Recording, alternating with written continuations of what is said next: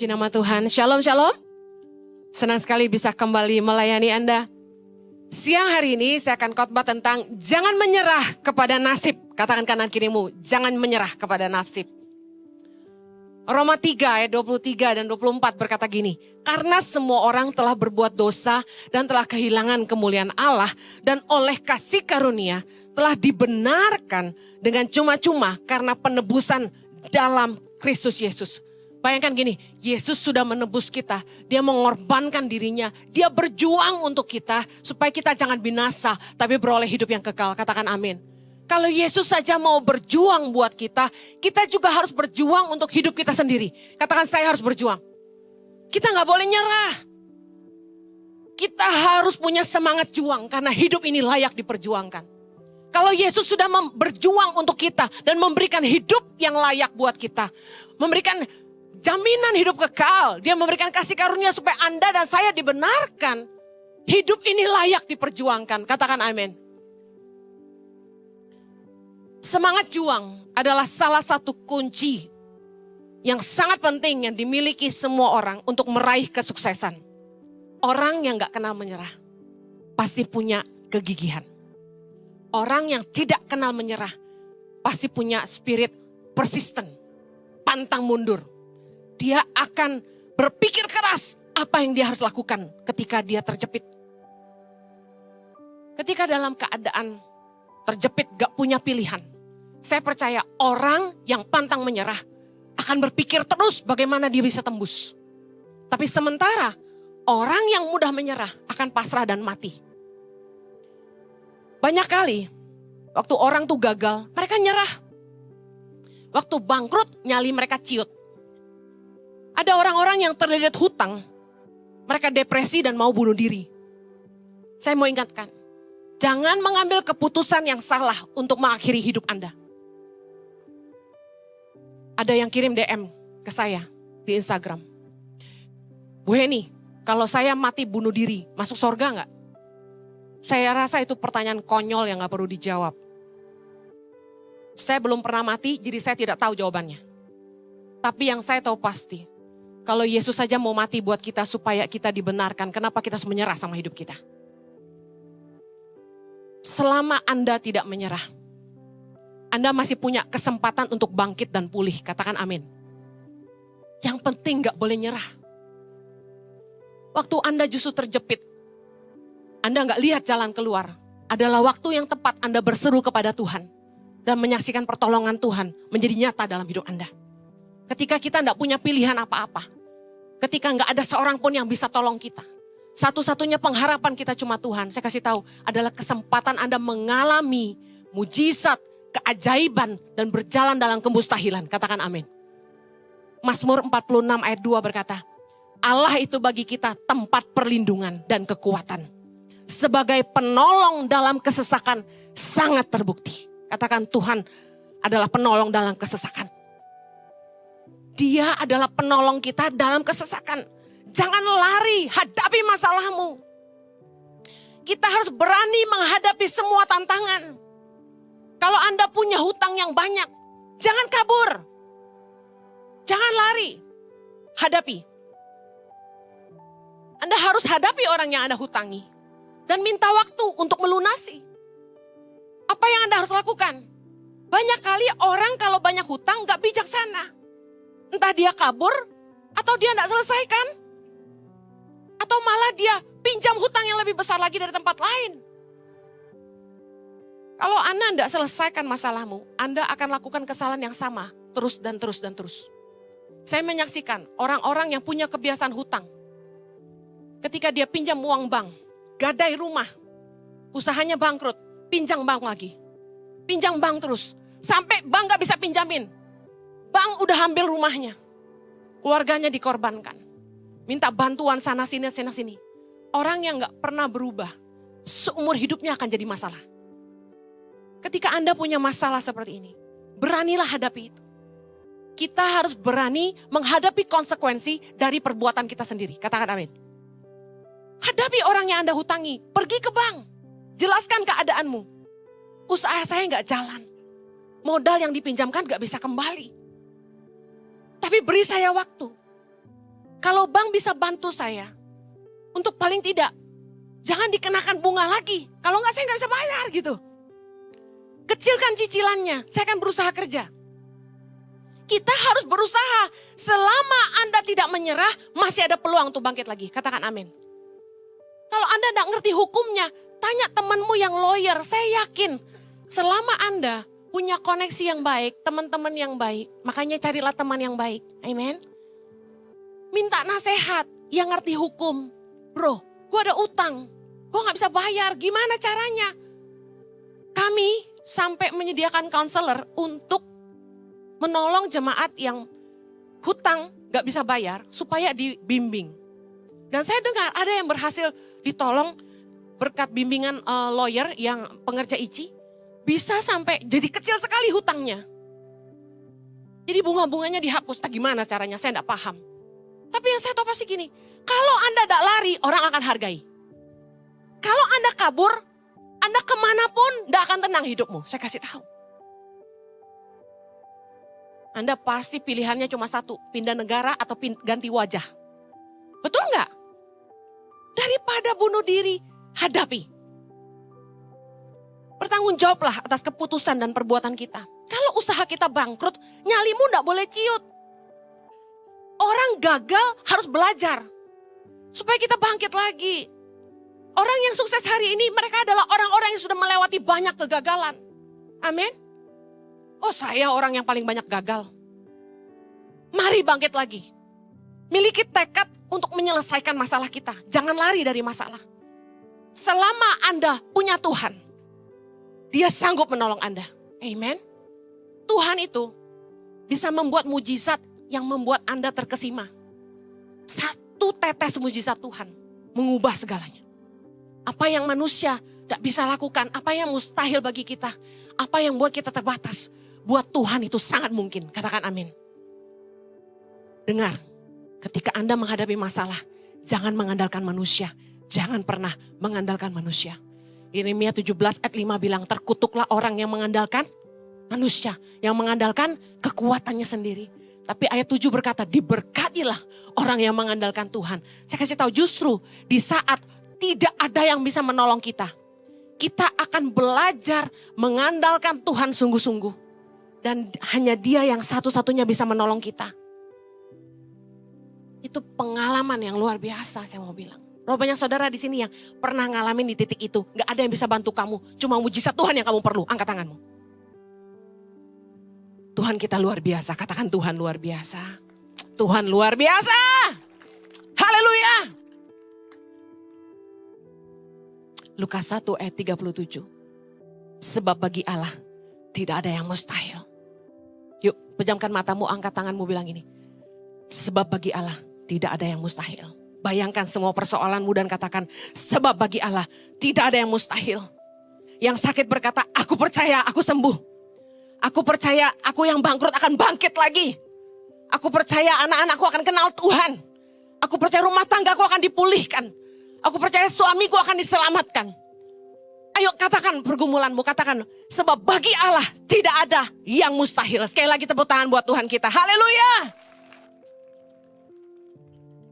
Ketika Anda menghadapi masalah, lakukan bagianmu yang terbaik yang kamu bisa.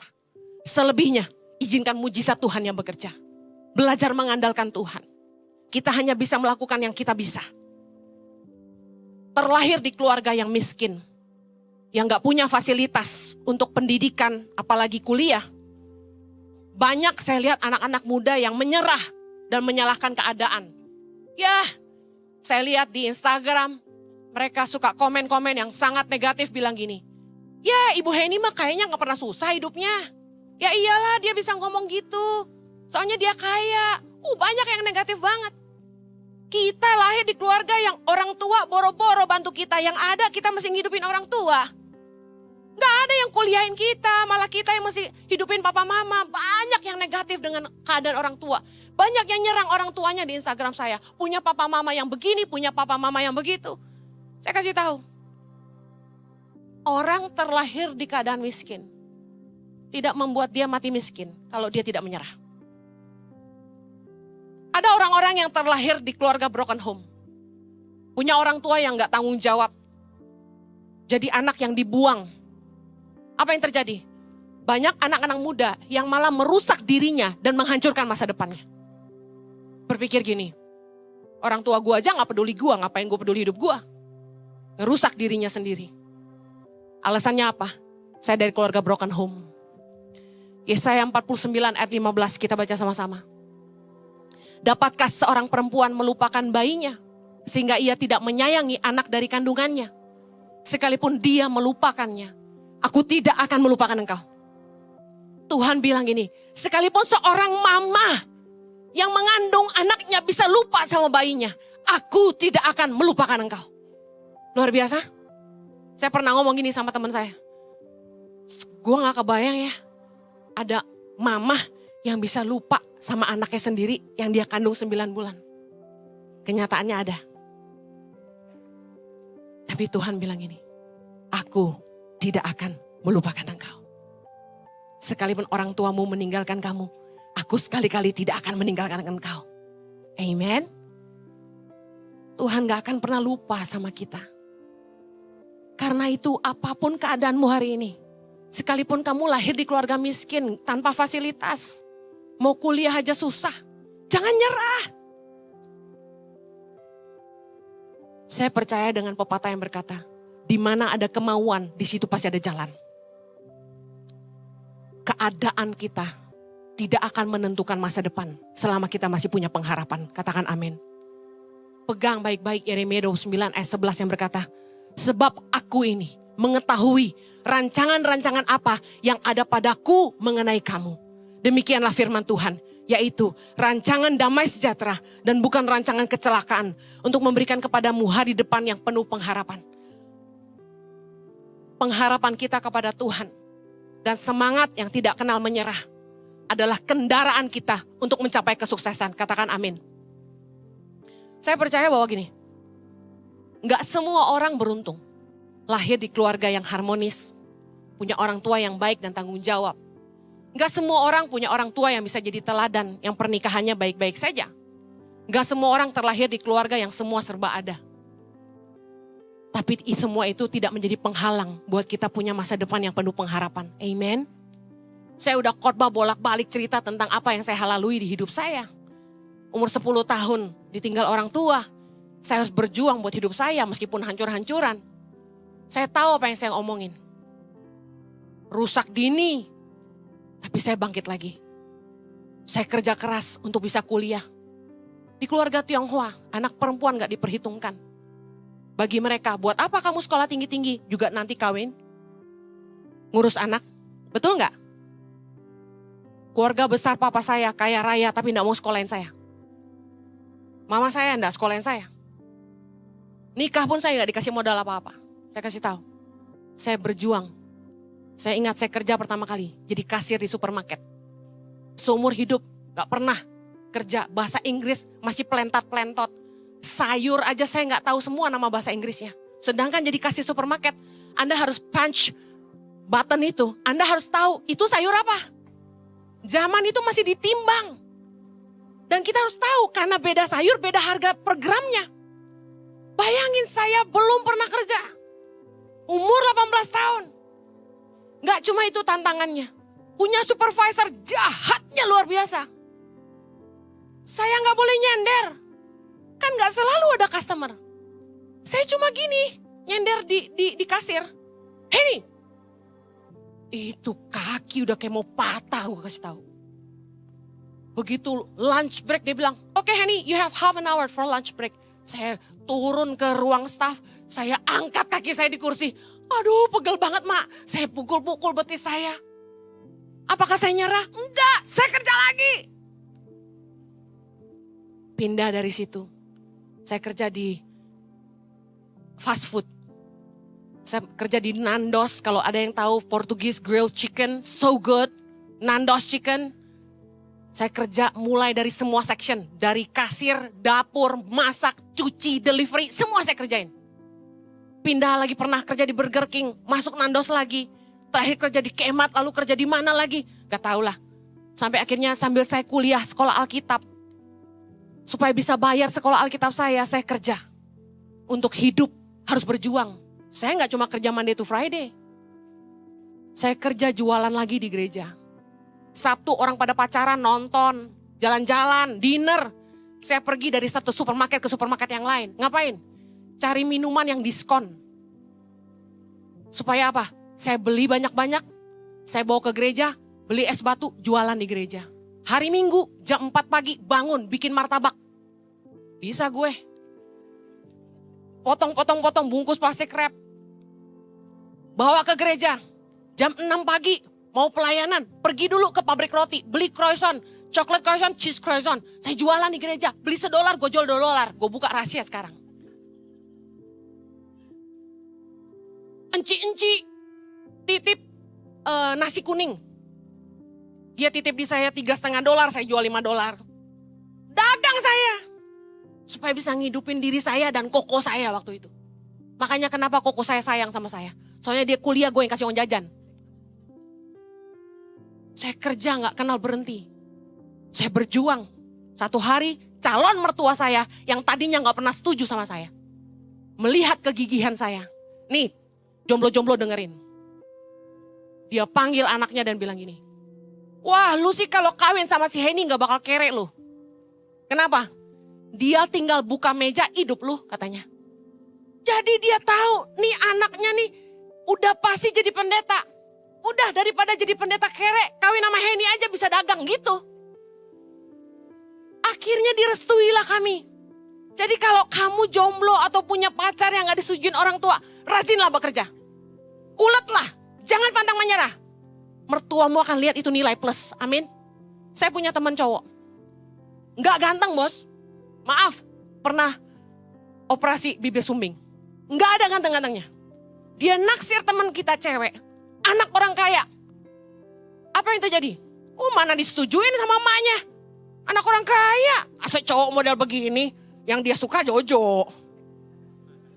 Sorry, taken. Main. Serius, ini kejadian beneran. Dia sukanya Jojo. Gue sampai berantem sama dia. Gue bilang sama cewek itu, he is mine. Jangan ganggu. Gue gak ada diajak kenando sama KFC. 2 kali gue inget.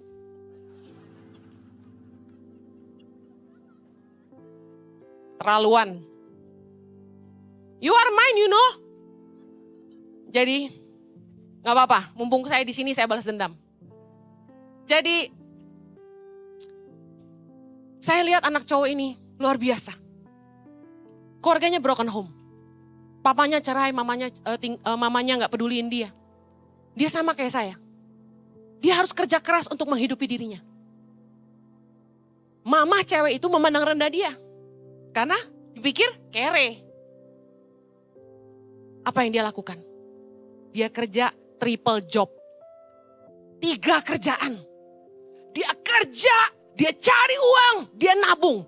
Dia kerja cari uang nabung. Dia gak pusingin shopping, dia gak pernah makan mewah-mewah. Dia kerja. Apa yang terjadi? Mama si ceweknya ini ngelihat kegigihan dia. Akhirnya direstui. Hari ini anaknya 2. Luar biasa? Jangan pantang menyerah dong. Ayo katakan kanan kirimu, kamu harus pantang menyerah. Jangan suka nyerah gitu aja. Ditolak mertua kamu langsung ciut, fayah. Anak muda zaman sekarang cinta ditolak, dukun bertindak. Parah. Bangkit dong. Roma 5 ayat 3. Kita baca sama-sama. Dan bukan hanya itu saja. Kita malah bermegah juga dalam kesengsaraan kita. Karena kita tahu bahwa kesengsara itu menimbulkan ketekunan. Dan ketekunan itu menimbulkan tahan uji. Dan tahan uji menimbulkan pengharapan. Ketika kita hidup dalam kesengsaraan dan penderitaan. Dengar baik, kamu hanya punya 2 pilihan. Anda mau bangkit atau Anda mau terpuruk. Anda mau berkata, yes, gue harus bisa. Atau Anda menyerah dan berkata, ya udahlah, emang nasib gue. Gue terlahir miskin, di keluarga miskin, di lingkungan miskin. Ya gue harus miskin. Loh, kenapa menyerah? Kalau Anda bangkit, Anda akan menunggangi kesengsaraan itu dan beroleh ketekunan. Dan dari ketekunanmu, Anda akan mendapat tahan uji, tahan banteng. Dan kemudian Anda akan jadi lebih kuat dan kemudian Anda akan punya pengharapan. Mari berkomitmen. Apapun masalah Anda hari ini, apapun tantangan yang Anda hadapi hari ini, kamu harus bertekad, saya harus cari solusi. Bukan lihat kanan kiri. Amen. Anda harus bertekad, saya harus terus maju. Sekalipun rintangan di hadapanmu terlihat sangat berat, kamu harus berjuang. Jangan biarkan tantangan menghentikan langkah Anda. Tapi jadikan tantangan itu peluang untuk terus berkembang. Katakan amin. 1 Korintus 10:13 berkata, pencobaan-pencobaan yang kamu alami adalah pencobaan-pencobaan biasa yang tidak melebihi kekuatan manusia. Sebab Allah setia dan karena itu Ia tidak akan membiarkan kamu dicobai melampaui kekuatanmu. Pada waktu kamu dicobai, Ia akan memberikan kepadamu jalan keluar sehingga kamu dapat menanggungnya. Percayalah, Tuhan gak akan pernah ngizinin kita dicobai melampaui kekuatan kita. Masalah apapun yang hari ini terjadi dalam hidupmu. Saya gak tahu masalah keuangan, masalah pasangan hidup, masalah keluarga, keturunan, bisnis, sakit penyakit. Percayalah, Tuhan memberikan kekuatan, kamu pasti dapat menanggungnya. Dan Tuhan sudah menyediakan jalan keluar bagi kamu. Yang kamu harus ingat adalah gini, aku harus punya tekad dan kegigihan. Aku harus punya komitmen untuk mencari solusi. Aku harus mampu belajar dari kegagalan. Kamu harus bertekad untuk terus maju. Apapun masalahnya, jangan nyerah sama keadaan. Selama kita masih punya Tuhan dan kita tidak menyerah, kita masih punya harapan buat masa depan. Amin. Nah, saya yakin pengharapan kita di dalam Tuhan tidak pernah mengecewakan. Saya undang Idon dan teman-teman boleh naik. Pengharapan kita di dalam Tuhan tidak pernah mengecewakan. Saya akan akhiri. Saya dan suami berjalan dalam kemustahilan. Dari hari 1, hari 2, terus saya lihat penyertaan Tuhan yang luar biasa. Melampaui segala upaya manusia. Kalau hari ini orang berpikir, Jojo sama Henny itu pasti punya donatur. Salah satu leader di ICI ngajak saya ketemu bersama suami dan bilang gini, yuk kita bikin impact business community IBC. Kamu undang ya pengusaha-pengusaha yang support kamu ya, dia bilang gitu. Yang support Tangan Pengharapan dan ICI. Saya bengong. Hah? Siapa yang mau diundang? Iya itu pengusaha-pengusaha yang support kamu. Siapa? Saya tanya dia. Kamu? Hei, saya sama suami gak punya konglomerat di belakang kami, bos. Gak punya. Anda pikir kalau saya bisa sampai hari ini sama suami saya? Dipercaya Tuhan Yayasan Tangan Pengharapan yang memberi makan dan pendidikan buat 7.500 anak-anak di 100 titik di seluruh Indonesia. Membangun 8 sekolah berasrama, menggaji 200-an guru di seluruh pedalaman Indonesia. Memberikan pengobatan gratis bagi 500 sampai 1.000 pasien secara cuma-cuma setiap bulan. Melatih masyarakat dalam pertanian dan menggaji tim-tim pemberdayaan di seluruh Indonesia. Membiayai begitu banyak proyek. Sewa ICI di Mo ini mahal banget. Bisa bangun gereja dan lain sebagainya. Bisa hire staff full time dan lain sebagainya. Saya kasih tahu. Tidak ada konglomerat. Kami cuma punya Tuhan yang hebat. Amen. This is real. Kalau Tuhan kirim orang-orang yang takut Tuhan dan cinta Tuhan dan mengasihi Indonesia untuk support kami. Bukan karena kami, tapi karena Tuhan yang menggerakkan hati mereka untuk menabur. Saya tidak tahu siapa yang nabur karena ini. Biasanya ibu gembala di gereja-gereja ngurus keuangan, Henny Kristianus tidak. Saya nggak pernah lihat rekening bank. Saya nggak tahu siapa yang nabur, siapa yang bayar perpuluhan. I don't know. Tiap minggu ketika uang persembahan dihitung, tekor nih sewa. Saya kasih tahu aja. Jadi yang kita ngandalin tuh mujizat Tuhan. Mudah-mudahan ada yang transfer supaya kekurangannya bisa nutup. Anda tahu gereja kita sempit. Sampai-sampai sekolah minggu harus dikorbankan. Kami udah gak nampung, jadi bangunan harus dimundurkan. Sekolah minggu dikorbankan, dipindahkan ke teens. Teens dikorbankan pindah sedayu. Anak-anak sekolah minggu merotol. Kenapa? Papa mamanya mengeluh. Fasilitas gak bagus, kurang. Dibandingin gereja besar lain yang mewah. Saya memang gak pernah bisa menawarkan kemewahan karena kami bukan orang kaya. Saya doa, Tuhan, kasihan ya anak sekolah minggu. Kami pengen punya tempat. Mau ndak kasih kami perluas. Saya minta diluaskan ke sana nggak diizinkan. Luas ke belakang nggak diizinkan. Saya bilang, ya itu ada tempat di depan itu. Dekat eskalator. Boleh nggak kami ambil? Mereka ndak kasih. Nggak tahu lah gimana. Saya doa, Tuhan gerakan hati mereka diizinkan. Kami pakai di depan. Sekitar 600 meter persegi. Yang kita pakai sekarang 1.500. Teens, youth, setengah, kids, separoh. Jadi gereja IFG, Impact Future Generation di situ. Kami dikasih waktu sama Moy, cuma bangun 3 bulan. Sementara halangan dari sana sini banyak sekali.